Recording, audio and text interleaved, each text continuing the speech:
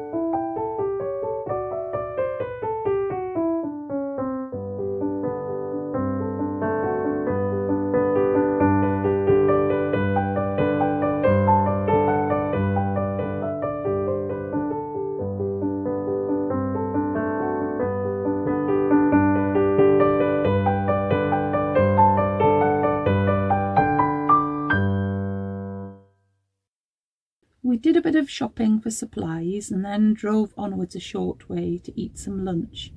Some lovely seeded bread with some cottage cheese and beetroot, before getting back on the road to go to Ashton, the village where most of my Ketteridge family came from.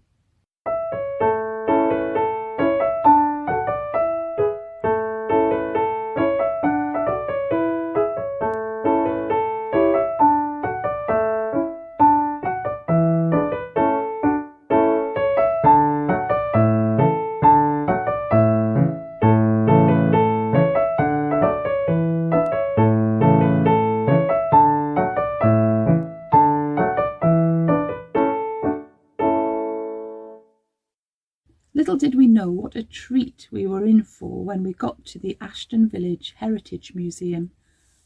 We were so glad that it was open, and felt especially lucky because this was its last afternoon of being open before it closed for a few months for the winter. I was so happy that we were able to go in. It's one of the very best heritage museums that we've ever visited, packed with all sorts of interesting objects and information, and presented in a way that felt organised and meaningful. My first excitement was finding mentions of my family in one of the displays. I spotted a photo that was already familiar to me of my great-grandfather York Kettridge with his 6 sons, including my grandfather Christopher, the little one on the right. There were also 5 sisters in the family. I saw a photo of my great-grandfather standing by some cottages that he'd been fixing, and a quote from my grandfather's memoirs saying, "I am the last in a long line of craftsmen whose ancestors have been tracked back to the 16th century. It is our proud boast, as it has always been, that the name Kettridge is a guarantee in all branches of the building trade, especially in the higher classes of bricklaying. We are inordinately proud of the fact that we were all born and bred in Ashton, and that our roots are still embedded in its soil." Before exploring much more of the museum, we headed for the tea room for the promised tea and cake, and I loved the handmade tea cosies. I forgot to take a photo of all the other tea cosies lined up in the kitchen. We sat by an old pub sign, which turned out to have been from a pub called the Bonnet that had once been run by one of the Kettridges. The museum was absolutely packed with interesting artefacts, once an integral part of the lives of the villagers here in Ashton, and typical for most rural communities 100 to 150 years ago. Most of what we saw came from the 1850s onwards, although there were also a few hints about the very earliest times in the area, with a little display of fossils and some medieval floor tiles and an ancient folk tale about a serpent-like creature called a cockatrice.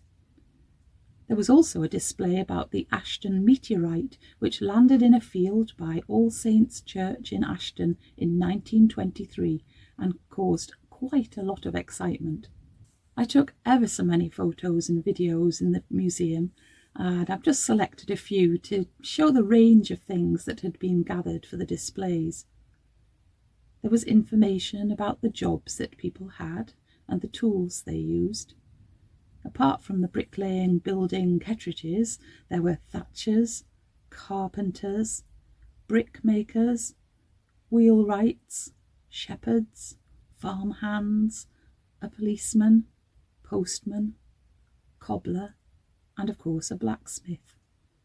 There were also several shops represented in the museum, including a general store where just about anything could be obtained.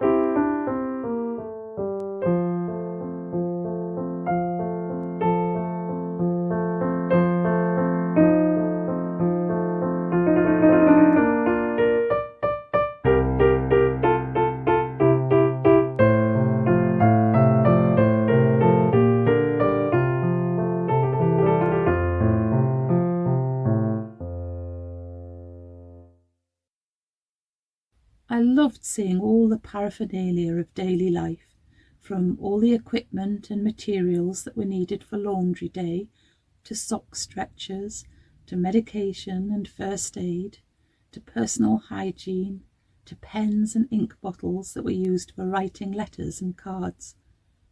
It all gave such a rich picture of what life was like back then, around a century ago.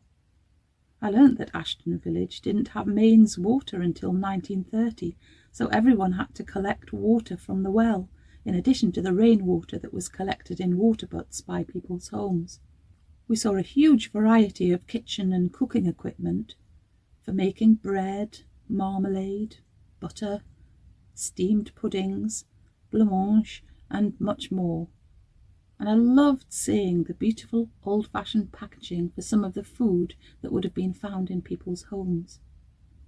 There were lots of examples of how villagers amused themselves when they weren't hard at work, maybe down at one of the pubs, having a bit of a sing-song, or at the church hall for a magic lantern show, the forerunner of cinema projectors, or at home playing one of a whole range of board games. Another section of the museum focused on children, life at school and at home.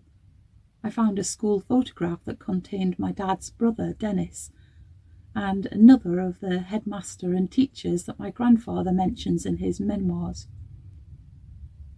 And I thoroughly enjoyed seeing all of the old toys and games and tried to imagine the pleasure they'd given to their loving owners so long ago.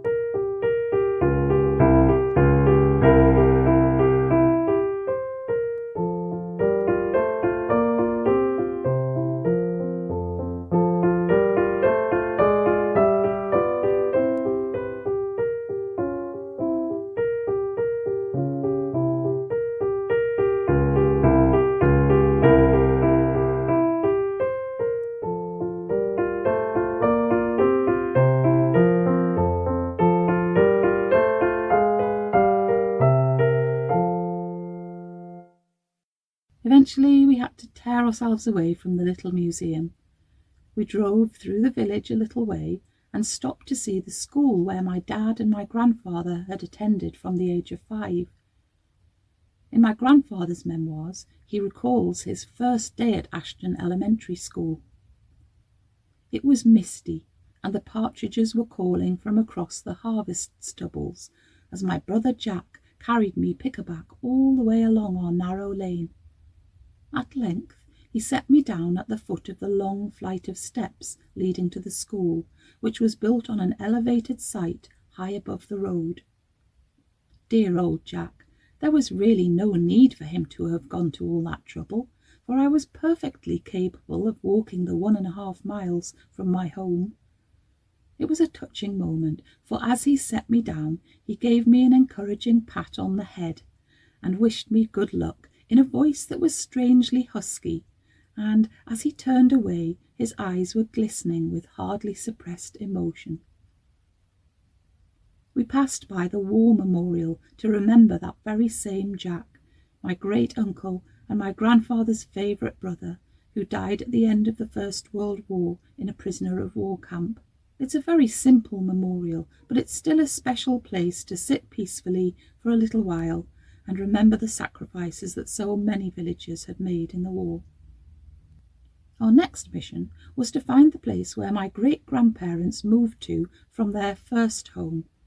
We'd been told in the museum that Steventon End was up by Ashdon Mill. So we turned off the main road and drove up a winding lane.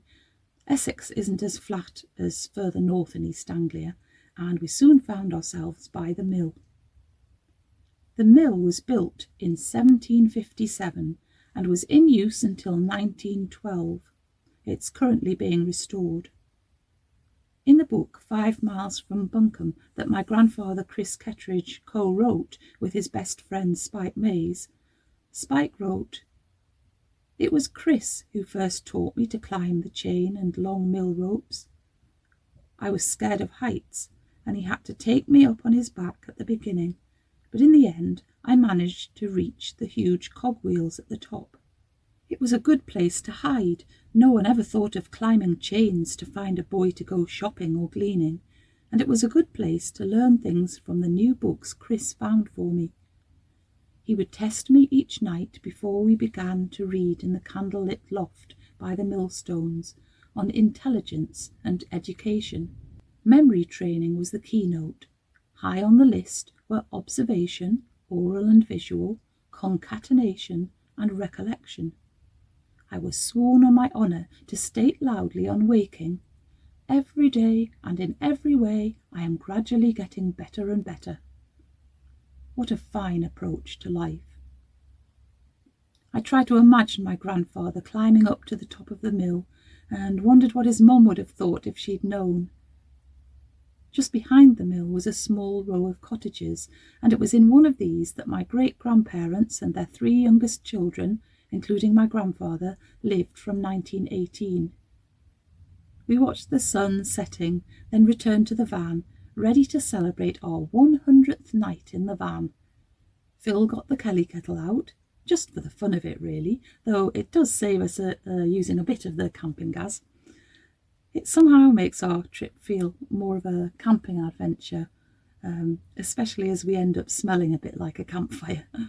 We'd bought some squash and spinach croquettes for our tea, which we served with pasta and peas and a cheesy garlicky sauce, and followed it with a little cake we'd bought, which caused great excitement amongst the little bunnies who for some reason thought it was for them. And we accompanied our meal with one of our favourite ciders, Thatcher's Katie. We'd stayed in the little car park by the windmill overnight and remained completely undisturbed all night. We had a final wander around the mill, and the bunnies thought they'd come too, since they'd heard talk about my grandfather climbing to the top of the mill, though thankfully I was able to gather them up before they could cause any mischief and go climbing into inaccessible places. It was then time to set off, so we headed down the lane and went in search of some more places that had Kettridge connections. After a little searching, we found the house on Kate's Lane that had been built by my great-great-grandfather James Kettridge in 1851, called the Orchard. This is where my grandfather was born and brought up. It was quite some distance from the village school, and it would have been a fair old walk for a 5-year-old, especially during the harsh winter weather. In his memoirs, my grandfather wrote that in the winter of 1906-7, the rest of that winter continued snowy and cold, and we had many uncomfortable journeys to and from school. It was the driving snow that bothered us most, for it blinded us and made going extremely hazardous, as often we toiled through the deep drifts which an overnight blizzard had piled in many places across our tortuous lane.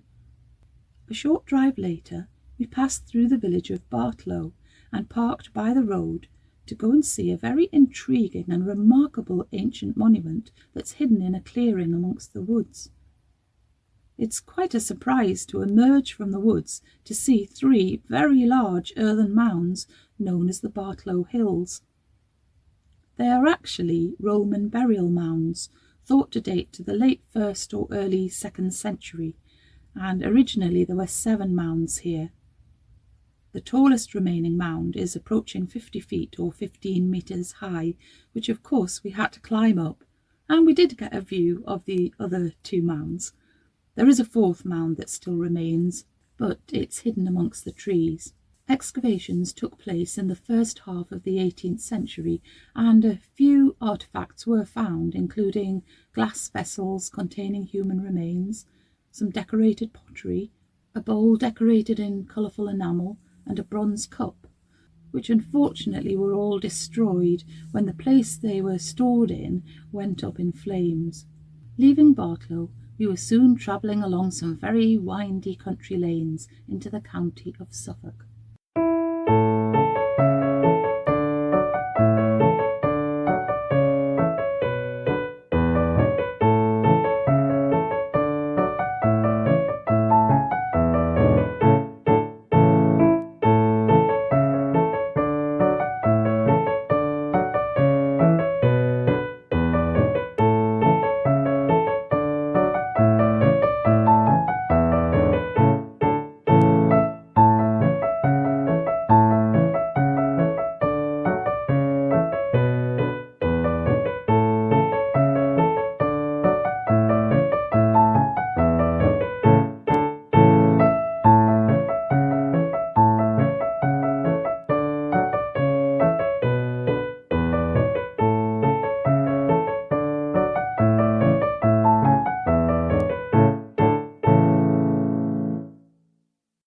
We soon arrived in the village of Great Ratting, where my grandparents lived, and where I had many happy childhood holidays. I hadn't been back there for many years, so I had a nice time reminiscing and wandering around the village, which has rather a lovely village sign with a thatched roof. There are still many houses in this area with thatched roofs, and many incorporate flint into the walls because flint is a material found in profusion in this area. We enjoyed travelling onwards through the village of Clare, where there were so many beautiful houses along the main road.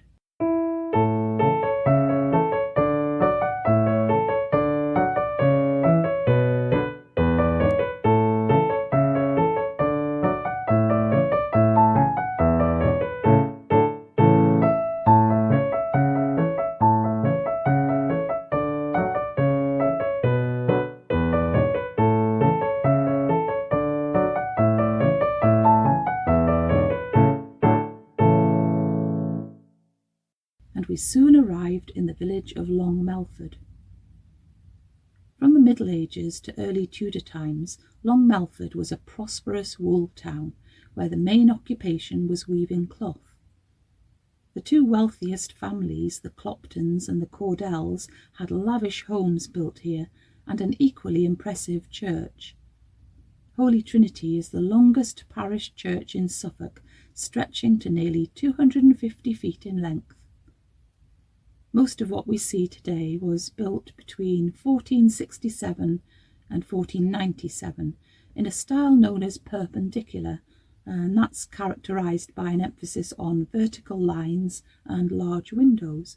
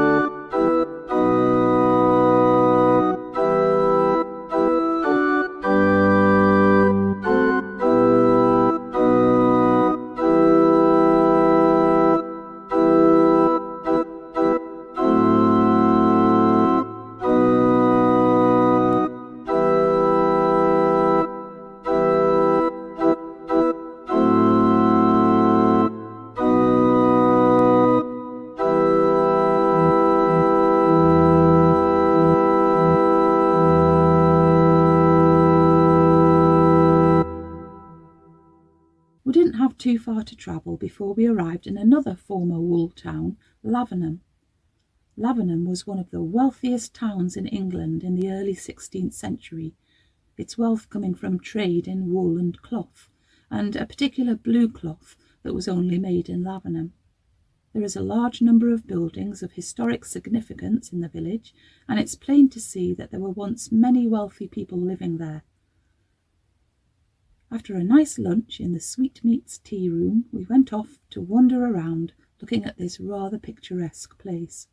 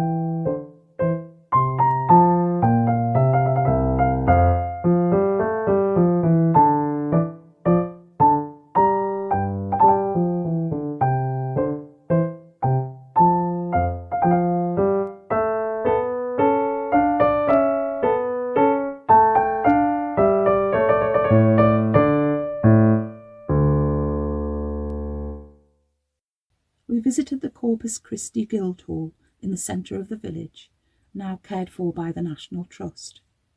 It's a half-timbered building that was originally built over 500 years ago as a meeting place for one of the guilds, with much wealth poured into the interior design to demonstrate to anyone who saw it how rich and powerful the cloth merchants were. Although they did use some of their wealth for the benefit of the community too, taking responsibility for the repair of bridges and roads and the founding of schools, almshouses and colleges.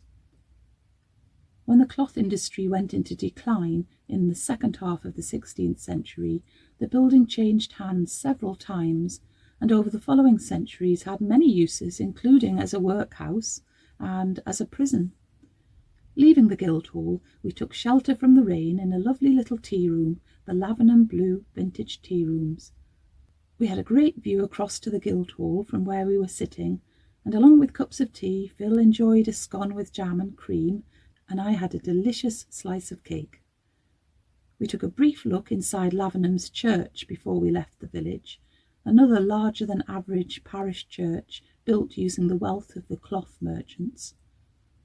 The oldest remaining part of the church was built in the mid-14th century, with further building taking place in the following couple of centuries. It's thought to be the finest example of the late Perpendicular style. There are many coats of arms carved on the outside of the church, denoting the families who paid for the church to be built. As darkness fell, we left Lavenham and briefly stopped in the small village of Woolpit. If you watched my podcast where I read the strange story about the green children, you might recognise the name of this village because this is where the mythical children were found, in a pit on the edge of the village. After that, we drove straight to the campsite where we booked in for the night. And that's where I'm going to leave you this time. There's lots more to tell you about on that trip, but I will come back again before too long and take you on the rest of that trip. So until I see you again, take great care of yourself, keep nice and busy, and I'll be back again very soon. Okay then, bye.